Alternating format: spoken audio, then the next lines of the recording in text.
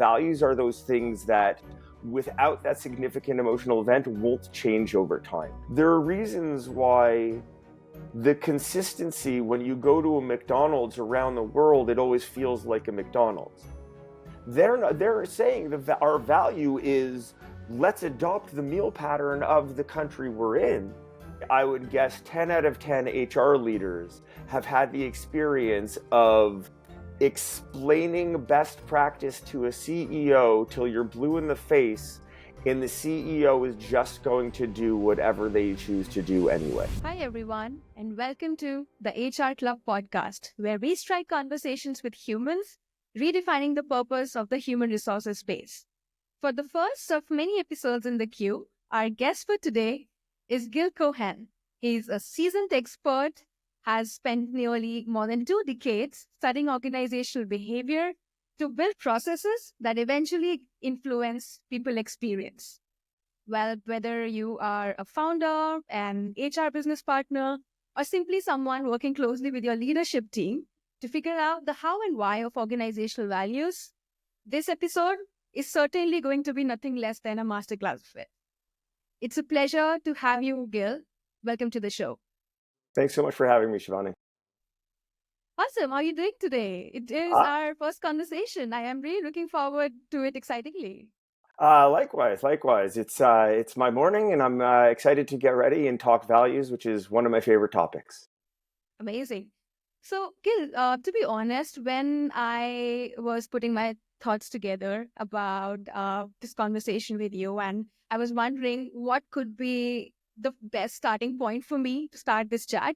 One thing struck me was, since we are going to talk about values at scale, how about we start with just learning what are some of the values that you hold close to your heart? I'm sure either personal, professional, I'm not sure if those are different for you or the same, but I would love to learn about those. Oh, absolutely. A great question, because everything does begin with values. And I love that this is your first episode starting with values. That's the foundation of everything. For me, one of the key values that I base both life and work on is around the concept of Sonder. If you're not familiar with the concept of Sonder, it is a newer word, which is really the recognition that each person that you interact with, that you speak to, that you don't speak to, is in the background of, you're sitting at a restaurant, somebody else there. Each person's the protagonist of their own life. And each person deserves to be treated as a protagonist of their own life. And so that's something that's important for me, that each individual that I deal with, both at work or on the street, is we don't know fully until we ask what a person's going through, what the person's experiencing. So Sonder is one of the keys for me. Another one for me is growth. And that comes in a lot of ways, but ultimately always trying to develop, grow as a person for me. And I value that in others. I appreciate from that comes curiosity, because I'm a big believer that if you're curious, it helps you understand, giving you more data with which to make better decisions. So for me, growth and curiosity go hand in hand. Those are two of really the keys that underpin everything that I do. One of the things I want to add here, because if we're talking about values, is it's important to define them. One of the difficulties when it comes to any corporate objective is that often what happens is, as they grow over time, we lose definition. Ask 10 HR people to define corporate culture, and you're going to get 8 to 10 different answers. So that's why I want to define values. The values, as we're talking about them, are strongly held beliefs that are emotionally charged and resistant to change. These are the things that are deeply held within us, that it doesn't matter if anybody is watching you or will know about it or not, you'll still behave a certain way. An additional context also for because those are personal values, and then for corporate values, they're universally applied.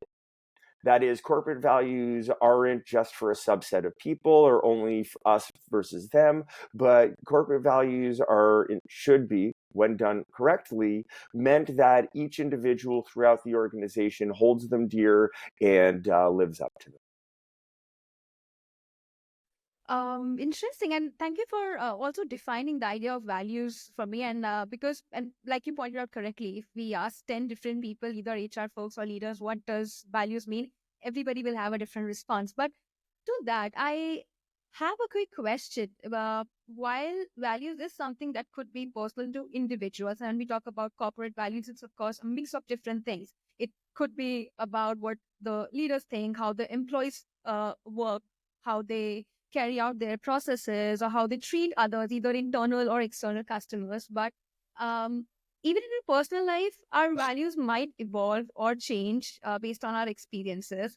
As we grow up, we collect more experiences, we get more learnings based on which sometimes some of the values which we might not have considered in the earlier years, they get added to us, to our mind. Does that happen in a corporate setup as well? Have you seen that happen where an organization from a certain stage, starting out from a certain stage, then maturing further, going to a certain different level as they grow in terms of either as a business or people headcount? Does that happen in an organization's case as well? Um, as with humans, as with individuals, values can slowly evolve over time. The one major thing that can change that is a significant emotional event, where if you have an illness, something happen around you, that can dramatically change how you see things. However, if it's something that's that malleable, it wasn't a value in the first place. The values are those things that, without that significant emotional event, won't change over time. It's how we internalize new information. We put our frame of our values, we put the information through that frame because that's how we already see things. The values are not the ones that are going to easily change. So with organizations, can they evolve? Absolutely. But if you look at corporations, organizations that are 100, 150 years old, there's still the same fundamental ideology about what keeps them consistent and keeps them working and what they ultimately care about. Societies change, people change. Is it possible to evolve over time? Yes. But it's not something that's easy, and it's not something that's going to be dramatic shifts without a major event. Understood. With that, taking a slightly different direction and moving towards more towards the organization side of things, or corporate or companies' value side of things. You have been working with organizations with uh, all from all kinds of industries, all kinds of sizes. You have seen the industry and organizations evolve over all of these years while working with them closely.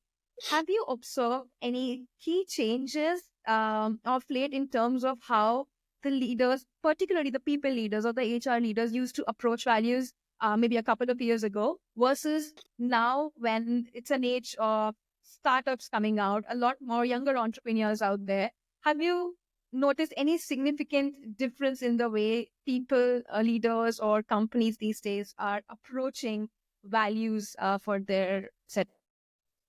No, I haven't actually. Frankly, most organizations do values wrong. And because over time it's become an expectation, almost a box that you need to check. Oh, we need organizational values. And how many times has it either been the CEO sits down and writes what they think are the values, or even worse, they pass it off to the HR person to do. And then they don't get off the ground, they don't get lived, and they're just another piece of paper on the wall that doesn't actually have meaning. Whereas the organizations that are doing it right, and have always been organizations that are doing it right and continue to this day, they're doing the deep introspection first and understanding about what is it that the leaders value, what are they actually going to act upon, and then creating values that are authentic and actionable, because those are two of the keys to creating values that are meaningful and adopted. Is that first they need to actually be owned and lived by the leadership team. And they need to be defined in a way that it limits subjectivity, and that when you talk about the values, people can picture it, people can see it. So these are tied to behaviors, and they're defined in a way where each person understands it in the same way. The problem is, when I said when companies do it wrong, is they don't do that deep introspection, and often they'll use the values they think the common ones: respect, honesty, integrity, and then list those as values. The problem is that those mean different things to different people. The example I always use is about respect. And this is about not about what's on the wall, but actual behavior. One organization could be a top-down, autocratic organization where the leaders believe that respect means I told you to do something and you go and do it. That's what respect means. Whereas in another organization, respect means the manager tells the employee to do something, but they also respect the employee to know enough about their job to have an opinion, to push back, to find a better way to do it. I'm not here to say one is respect and one isn't. They both are in that context. And that's ultimately what it's all about, is organizational leaders setting the context for how we work within our organization. I can't tell you, one way of respect is right or wrong, because if you have a group of people that believe in the same way about respect, then for them it's right. If they believe, that not my way of doing things, but if they believe that the boss told me to do it, and that's it, I have to do it, it works for them, and it's agreeable to them. There's an element of the social contract between the organization and the employee to give them clarity and consistency of this is what the organization's actually all about. And you need to do it based on what it is all about and in ways that are, as best as possible, objectively understood by all parties that are relevant. I'm glad that you brought that up, the point about not treating introducing values as just another checklist or going by the jargons like respect or transparency or integrity just because everybody out there in the space is using it.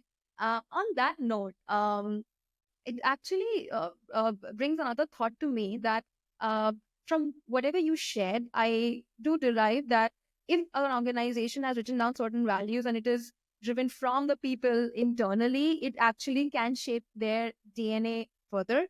And if that is so, if today somebody, if I am a CEO or an HR leader at an org, and if I had to understand or not the for the lack of better words, if I had to have a leader's buy-in in terms of why we should add organizational values, why we should introduce organizational values now while we have not done that so far. Uh, what would those reasons be, or why should I, as an organization, be needing values at all? That's a great question. I'll be frank, it becomes a difficult one to answer because the range of possibilities is very broad. Because values touch so many parts of the organization, for me to know how to get through to a CEO or an HR leader about the importance of values, I would need to understand what the lay of the land that they were currently facing. Because values are not a cure-all, but when done wrong or when lacking, there are certain symptoms and there are certain inconsistencies that demonstrate. One of the sweet spot areas that I work with organizations are organizations around 15 to 50 people. Because what happens is it's at that point where leaders start to recognize, the founders start to recognize it's difficult to create consistency. It's difficult to know what to expect, because it's one thing when we were 2, 3, 5 people in a room, they could watch everything, they could see everything that was going on, they had a close handle on behaviors. When they start hiring managers and their managers are hiring people and they're not the ones directly involved, they need a way to be able to pass on their expectations with clarity and consistency, and with as little as possible from the values perspective, leaving it to managers' judgments. Because we all know the problem when managers and hiring managers look at a person and just arbitrarily decide they're not a culture fit, right? That doesn't serve the organization and that doesn't serve the individual. It doesn't treat the individual with respect. However, with clarity around values, around expectations, that allows them to understand this is the image in which we're trying to build this organization. And now my leaders have a playbook with which to build it, as opposed to leaving it up to their arbitrary decisions around how they want to behave. Because ultimately, it always comes back to the CEO, the founder, and the leadership team of what the values are of the organization. The leader, the founder, creates the organization in their values image. And if they're being consistent with their values, they need to know how to hire people who align with those values, both their leadership team and the people under them. Because the symptoms that come from that are inconsistency, a lack of clarity, a lack of understanding of how to manage performance. Often what happens is people are rewarded for their results and not for the way they achieved it, which then creates a lot of frustrations because people don't necessarily behave in the way that leadership or other employees want them to, but they're getting the results. Now leadership can decide, are we okay with this? At which point they're demonstrating their value as results. Or are they not okay with it and they say, this is what we believe in? But if they don't have the language, if they don't have the basis on which to say, these are the values we believe in, they aren't as able to talk to these people who are getting the results and help them understand why their performance isn't actually effective. So that's why, again, it's hard to say for leaders and for HR people specifically around how to explain the value of values, because it comes through in a variety of different ways. I'll give you an example of one of the ways an organization I worked with applied the values. We were working with an organization in the US, a petrochemical plant that had a turnkey operation. They had the plant, they had everything ready to go. They just needed to they had a leadership team. They just needed to hire people to run the plant.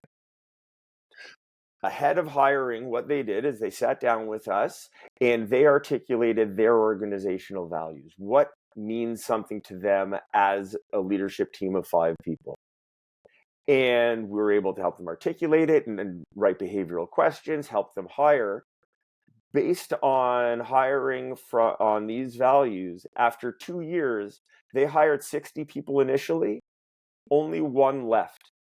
And that person left because a family member got an opportunity in another part of the country and they didn't even want to leave. The cost of turnover alone over 2 years, even if 3 more people left, it's still the process pays for itself because it creates this consistency of expectation. It allows you to bring people on who already behave in alignment with the values. And I know this might be a touchy topic for a lot of people because we live in, justifiably so, we live in an era where we're trying to move toward diversity, equity, inclusion, and belonging. But the one area that doesn't serve organizations to have diversity is around values. Because you can have people who have the same values regardless of where you go. Yes, if you go, you go around the world, you'll have different types of organizations. One, region of the world might have certain tendencies. But you can't tell me all organizations, even within the same country, operate on the same principles.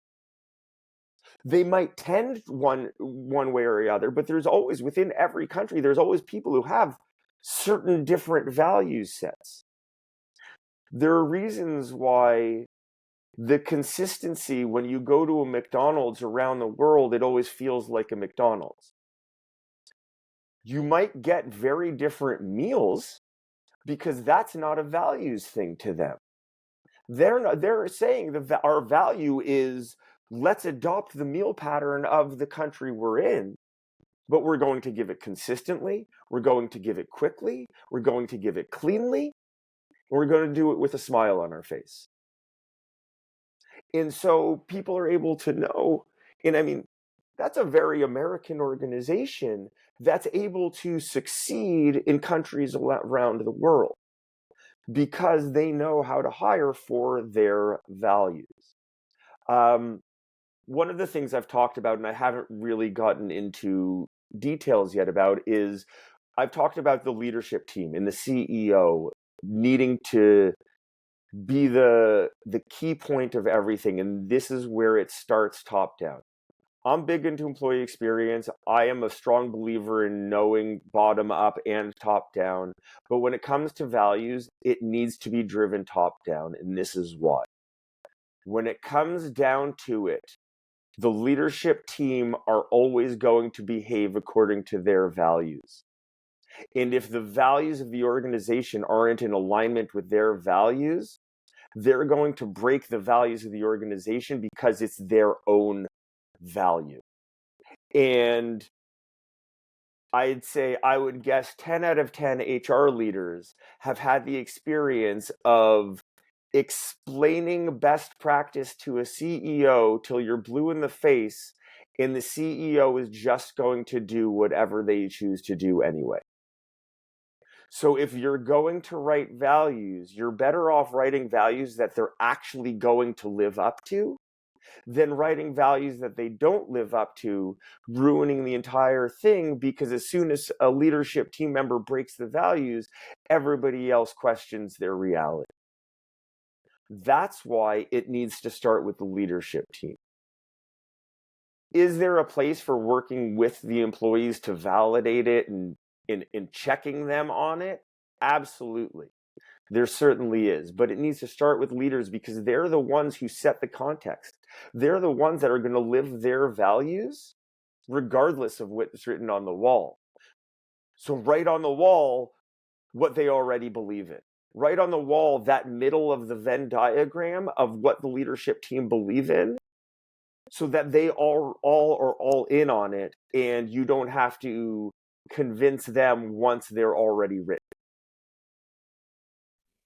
A lot of companies today which are moving towards building great cultures, and they are talked about outside, their employees are happy, they have a great employer brand because everything is democratic. Even in many cases, I have myself heard how organizations have brought in their different people from different teams, basically representatives from different functions, before writing down their what their culture code looks like or what their values look like. So if it is really so that it would be the right way to do, where you have your CEO or the senior leadership team start off by writing how they want to drive the behaviors across the org, is that something which stands true for all setups? And if that's so, I have the question because I think I remember reading this somewhere. I don't know if it was your content pieces or a podcast where you spoke, where you shared about how employees are there with an organization because they it's in human nature to serve others. Organization is not the protagonist; it's the employees that make it who it is. Keeping that in mind, is it still standing true that they should not at all be a part of the process at any stage, or am I missing out something here? They definitely should be a part of the process, but they aren't in the process that in which I work with organizations. They validate for the leaders that they're correct. They make sure the leaders haven't done things that are foreign to the organization. And they make sure that the leaders are articulating it in a way that will be adopted by people. Because the values themselves if they're not held by leaders, if it's done democratically and the people decide on something that the leaders don't agree in, it's just not going to be lived. So it defeats the entire purpose. However, if you have the leaders articulate, these are our values, and then roll that out, before they get rolled out, bring them to a select group of employees, representatives of different groups. You want your troublemakers in that group. You want the people who are going to complain. You want the people who are, for lack of a better term, to many HR people, they're pests. But you want those people in that room because they're the ones who know the culture, and they're the ones who can validate whether or not what the leaders said is true or whether it's inaccurate and not going to be lived. I'll give an example of one way a employee group dramatically changed a value statement in an organization that I worked with. We were working with an organization. Their leadership team was in the eastern part of the United States. And in doing their values, they came up with the value called pioneer spirit. And they had a belief about what pioneer spirit means. Now, pioneers, there's a whole history in the US around pioneers and traveling west and taking over the land. And so we went to validate their set of values, and they were okay with most of them. But when we were in California, they absolutely rejected pioneer spirit. They said, absolutely no way. They said, we like the ideas under it. The behaviors they've gotten accurately, absolutely, we live these are ours. But we don't agree with calling it pioneer spirit because they're in the Western United States. What they said was, pioneers get the arrows, settlers get the land. And they weren't looking to be pioneers in that way. They weren't looking, because ultimately semantics really, really matter. This is one of those areas where you need to parse each word and understand each phrase and explain each phrase, because if you have a group of people who are looking at it and are questioning, that's not who I see myself as, they start to question their connection to that organization. Now, the leaders wisely adjusted and listened, but that's where the employees do have a role. I do not want to move them out of that, because absolutely employee listening in their role is vital. But when it comes right down to it in an organization, unless it's ultimately completely democratic, the leaders are going to be making those tough decisions. And we all saw 4.5 years ago the tough decisions that leaders made when COVID hit. Some leaders just laid off people immediately. Some people kept people on as long as they could. Some people reduced salaries. Some people held off salaries. Some people laid off some people. It all came back to their values. What did the leader believe in? That's not the employees who are going to make those decisions in the tough times.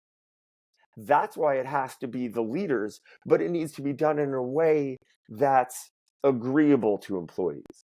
Because you can't put values up there that everybody says, oh, we tried that and it didn't work. Or that's not actually how we behave, or that's completely aspirational. Why are they putting it up there? That can't happen, and we need the employees to check leaders on that. But it needs to start with the leaders top down in terms of the articulation and the implementation. Understood. I think so far I have really solid responses to two of my primary questions, which was about why do we really need them? And secondly, who really owns setting up organizational values, or who facilitates setting up organizational values? Something that comes next to my mind is around what drives what, which is, are the values supposed to drive behaviors, or the other way around? And let's say I am a new employee at an organization. Maybe certain values that the organization holds or the leadership holds there does not align well, or does not go 100% in sync with how I work or how I behave. Does that mean that based on organization's values, all employees, the behaviors of all employees has to be driven accordingly. They have to change their way of working, or because again, it's a top-down approach, or is there any way it can be the other way around as well? Within an organization, employees do need to adjust their way of working. That's why it's vital that the employee understand their values, understand the organizational values, and make sure before joining if there is a mismatch or not. Because if you're asking me to change the way I work and it's not a value of mine, that's how it is every organization. I come in, you're asking me to use Outlook instead of Google. You're asking me to use this app instead of that app. You're asking me to check in with your manager once a day versus once a week or whatever it is. There are a lot of different ways as organizations we ask people to adopt our way of behaving, our way of doing things, our systems and processes. That's one of our systems and processes. Normally, I've, sent emails at 7 o'clock at night, but the values say I don't send emails out after hours. I don't send emails after hours. It's not a values thing for me that I must send it at 7 p.m., right? And if it is a values for me, then I needed to think about that before joining the organization. That's why the organization needs to be honest about this is what we actually believe in. This is what we actually put up with. If we work 60 hours weeks, let's be honest about it. If we expect you to work a 60-hour week, let's be honest with you. Because the problem isn't having values like that. The problem is having values like that and acting like they're not. Pretending like those aren't our values, but we're going to get upset at you when you check out at 5 o'clock each day. You need to be consistent. So yeah, the organization needs to ask people, adjust to the values. And if it's a problem values wise to you, then it's a problem fit wise. Because if you can't adjust to it, legitimately and understandably so, then it's not necessarily the organization for you. You mentioned the question about who owns the process. It needs to be owned by the CEO. The HR person can work administration, help with facilitation or get the facilitator, etc. The CEO ultimately needs to own it. They need to be seen as owning it because this isn't an HR process. It's an organizational process. It's a foundational strategic process that the CEO needs to own. They need to lead this and show how they value it and what importance they show in it. It can't be another HR thing that gets pushed aside because then it's not actually doesn't get adopted. Got it. Thank you for sharing that. And let's say once the values are in place, it's been identified what are these top few principles that will guide an organization. Where does an implementation start? What's the best way to go about it? One layer to another. It's a cascading process where, again, it starts at the top and it starts with the leadership team having a conversation. Now, they were part of the process, so they all know in an alignment of what do these behaviors mean? What do they mean? And then rolling it out with the leaders. So then the leaders take it to their teams. And there are ways to do that, to demonstrate that they value it, demonstrate the importance, but also personalizing it to their group. Okay, that's the value, that's the behavior. What does that look like in our context? We're in accounting. How does that come up?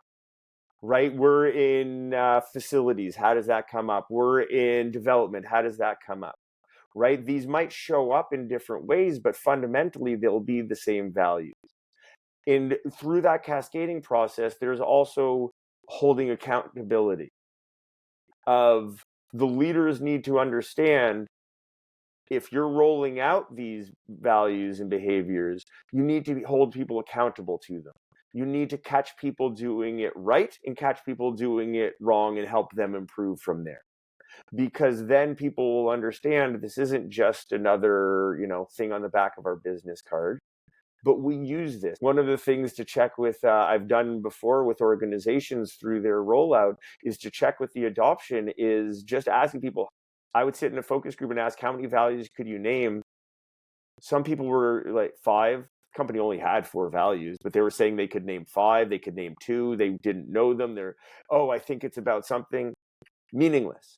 Absolutely meaningless, and a complete waste of everybody's time who wrote it, a complete waste time of printing it, a complete waste time of talking about it, because it's not actually lived. Since we're talking about the adoption of the values once implemented, would you have any top of the mind thoughts or ideas on what are some of the best ways this the adoption of values can be sustainable? Because over time, even when the CEO has stepped away a bit after the implementation, the rest of the team still continues to follow through and still continues to not forget the behaviors expected out of them. Okay, yeah, great question. And that goes to all about the adoption.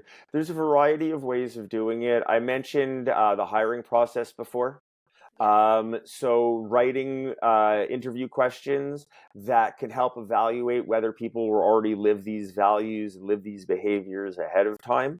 So asking behavioral questions to draw that out of people is one key way, because you don't want to continue to hire people that don't match these values.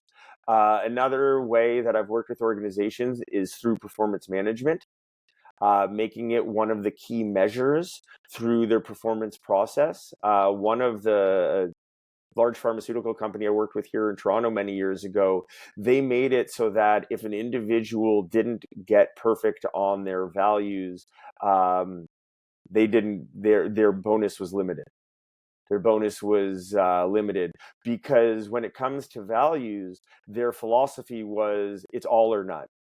If you break the values at all, then you're breaking the values, period. But if employees know I'm being evaluated on it, they'll understand it and move to it. There's an old expression I heard many years ago, which is you can only expect that which you inspect. And therefore, making sure people understand they're accountable for it.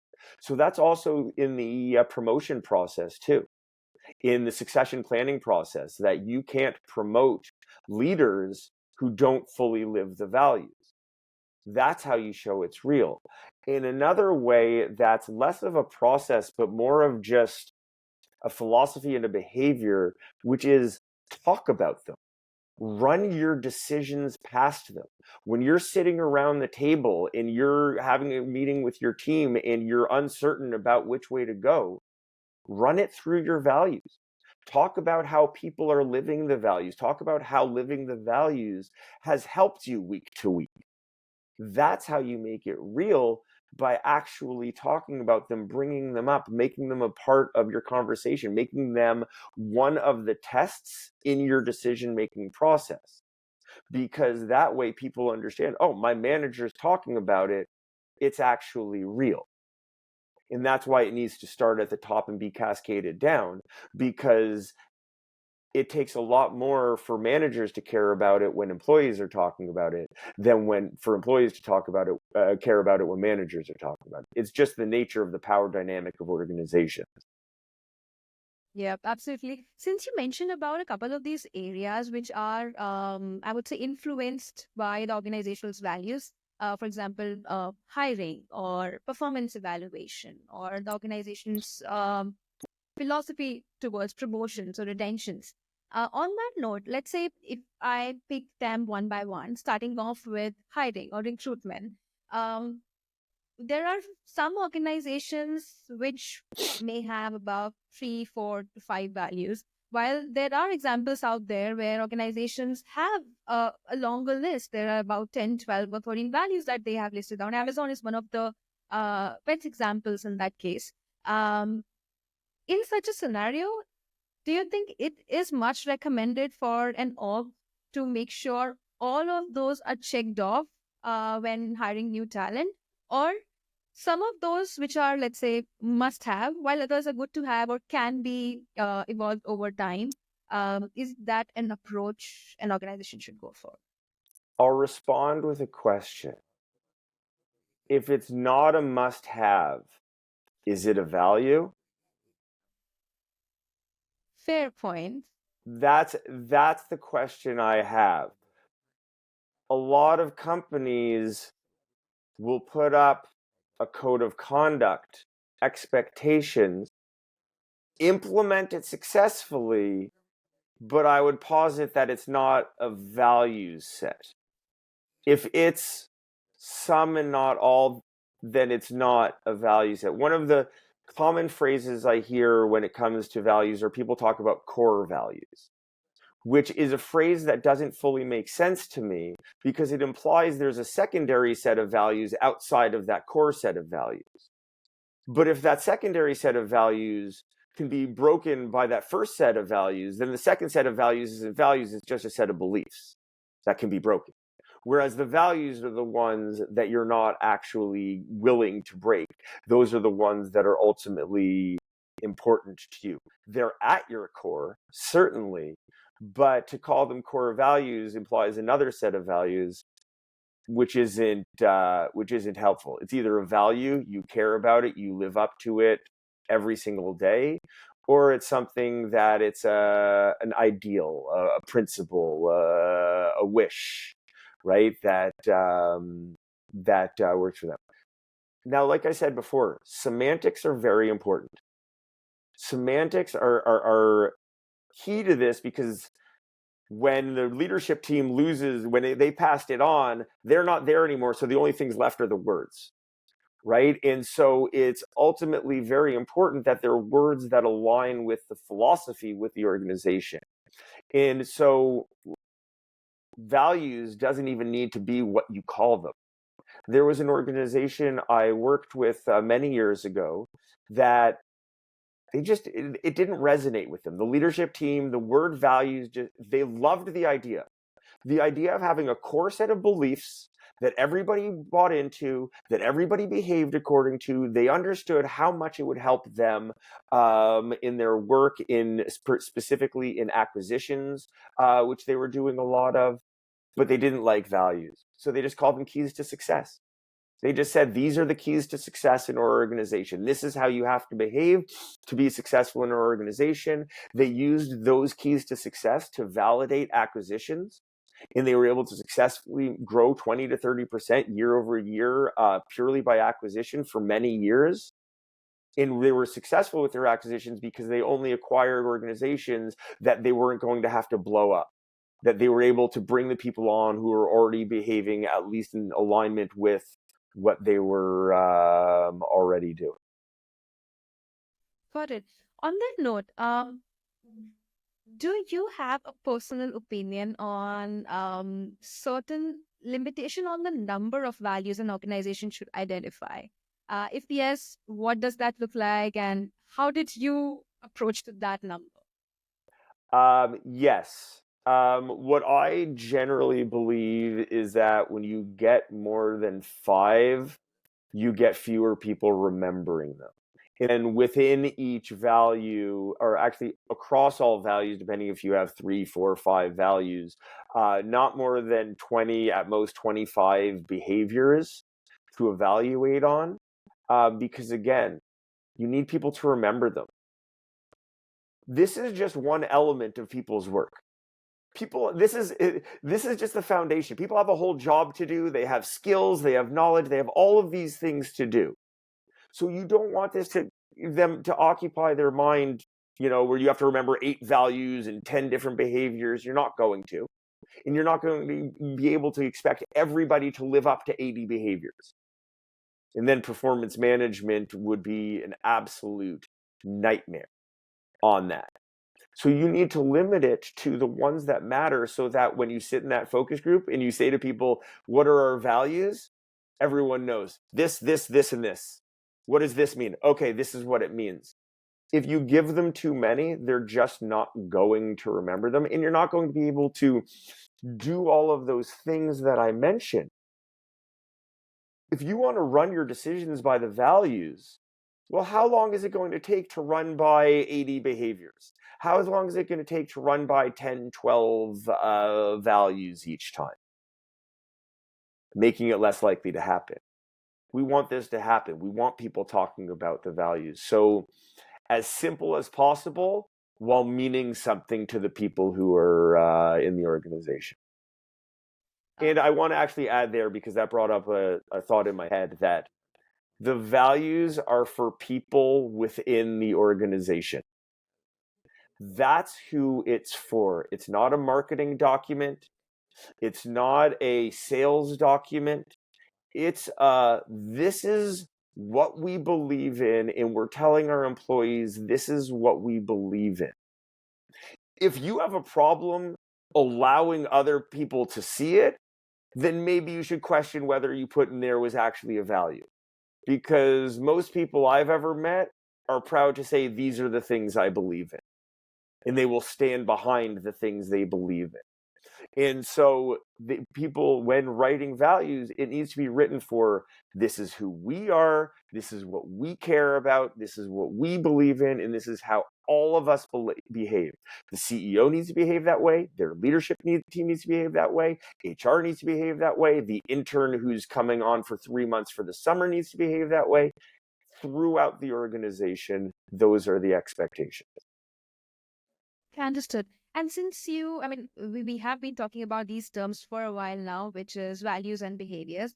I often come across people either from my own team or my peers, my friends, where when you ask somebody to write down a value and a behavior linked to it, they often struggle differentiating between those. While it may come easy to a lot of people, to some it doesn't. So I'm hoping if this conversation does reach somebody who's from a non-HR team space or a non-business leader, if you can help in citing any one or two examples of if somebody was today asked that quote one value and then a behavior linked to it, what would that differentiator be like?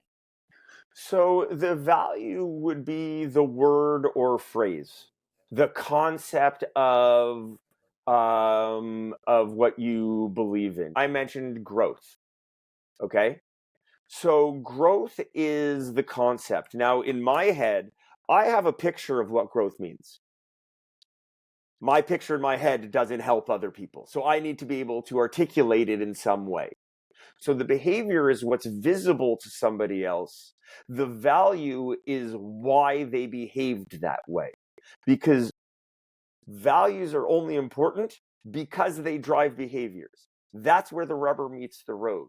So it's, I have a value, I have a belief that growth is important.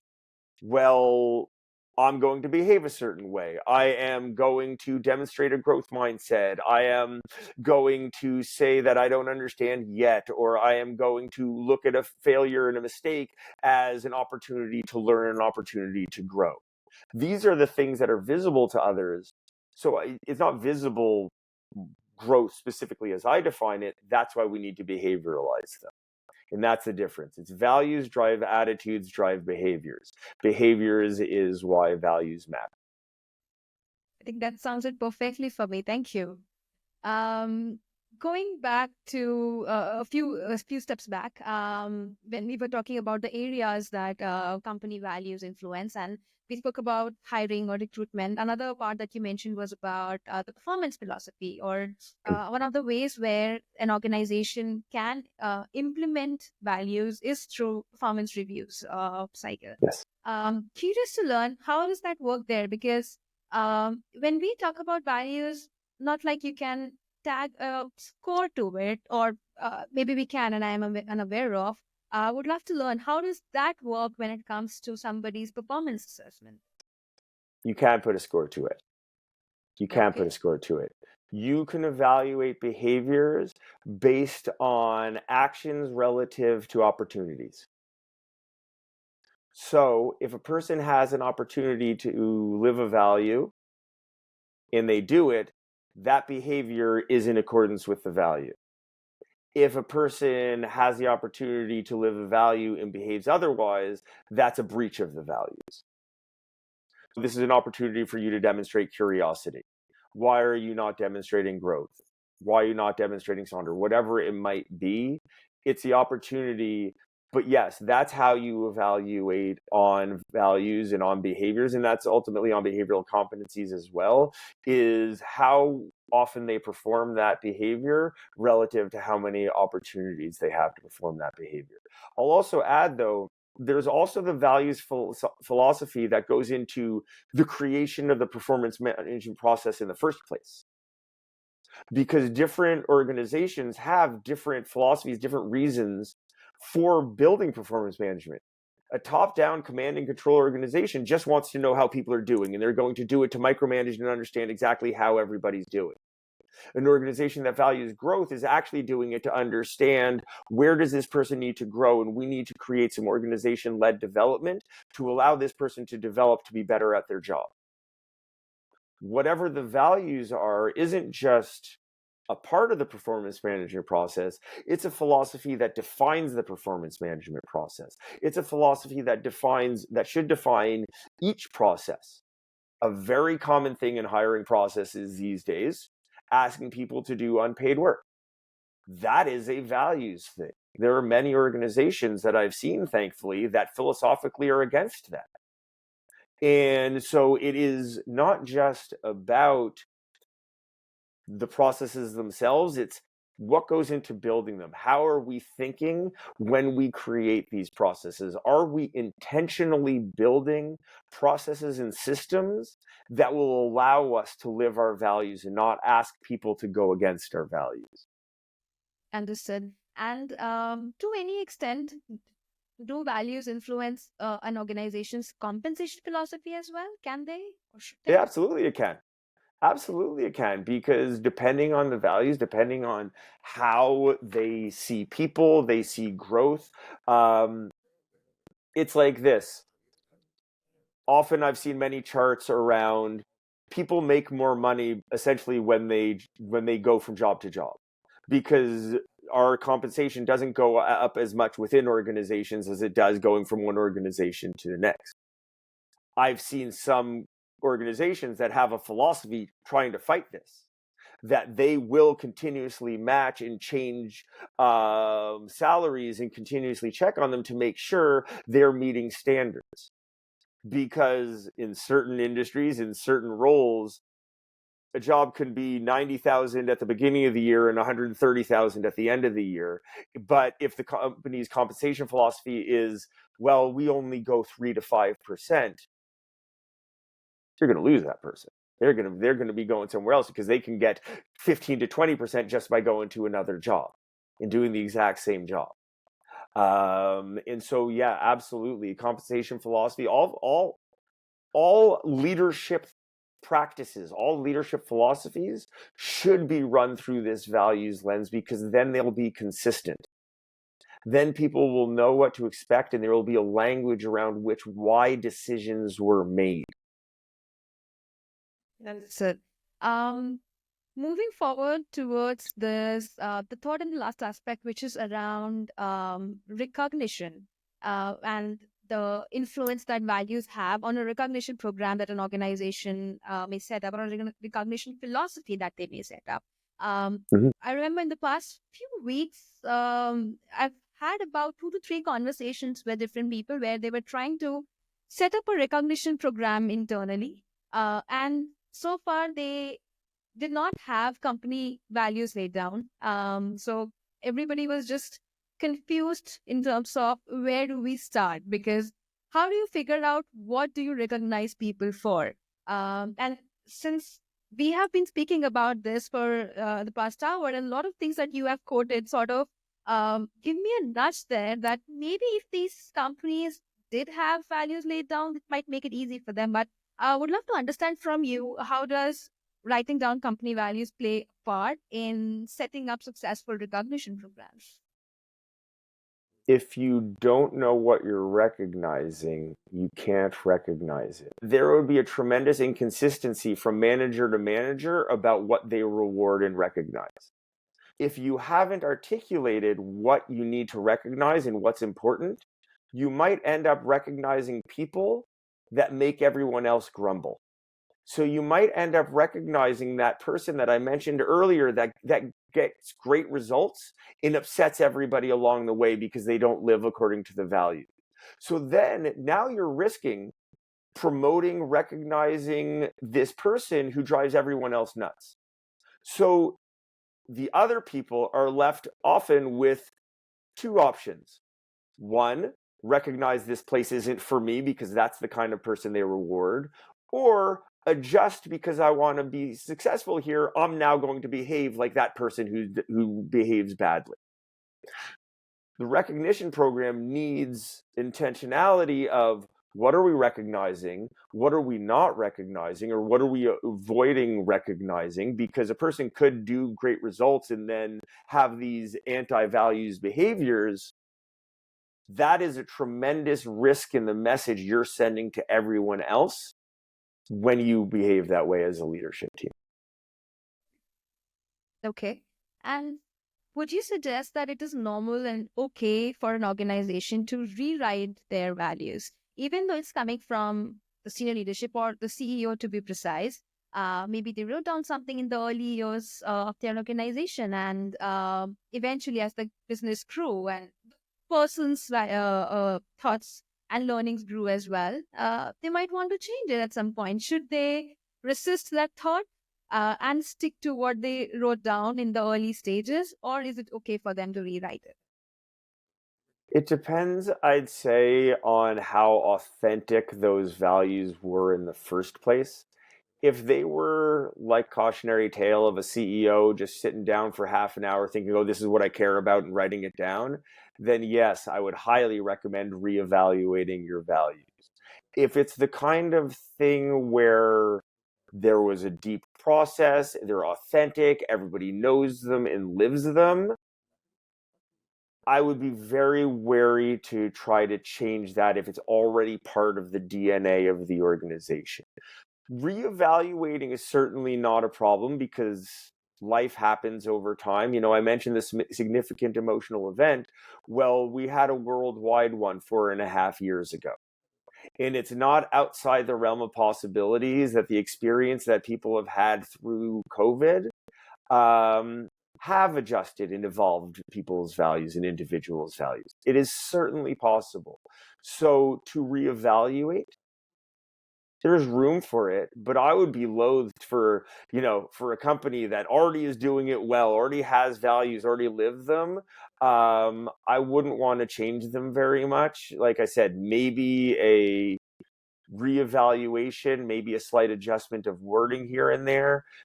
But if people live them, then they care about them. They own them. That's ultimately it. And that's what we want, is we want employees to feel ownership of the values, not look at it and say, oh, that's leadership. That's theirs, and we just behave differently here. Understood. And lastly, have you observed in your experience that the nature or the kind of values that the organization set up, it differs from an industry to industry? Is there a sort of a pattern that you have observed? For example, an organization in an IT space compared to in manufacturing space. Does that differ? I'm not sure if there are any specific trends, because the values from one organization to the next within the same industry will vary dramatically. And it's not as simple as an executive from Coca-Cola walking into Pepsi and working very well, because they have a different value set. And I celebrate that, because within industries it shouldn't be monoliths, right? That's the kind of diversity we do need, is differences among these organizations and healthy competition and all of that. And there's also, like I said, there's lots of different people around the world. So there's lots of different organizations that are right for different people. Just because a company sounds terrible to you doesn't mean it sounds terrible to your neighbor. It might be the perfect place for your neighbor. So yeah, I would say, now, are there not-for-profits in healthcare? Are there some trends? Certainly, but even within those industries, there's variance. Understood. Thank you so much, Gil. This was indeed a very valuable conversation. I am personally taking away a lot of learnings, and I'm sure our listeners who are going to tune into this podcast, they will have a lot more to take away in terms of setting up values for their own organization. Once again, thanks a lot for being our guest today, and hope you have a good day ahead. Thanks, Shivani.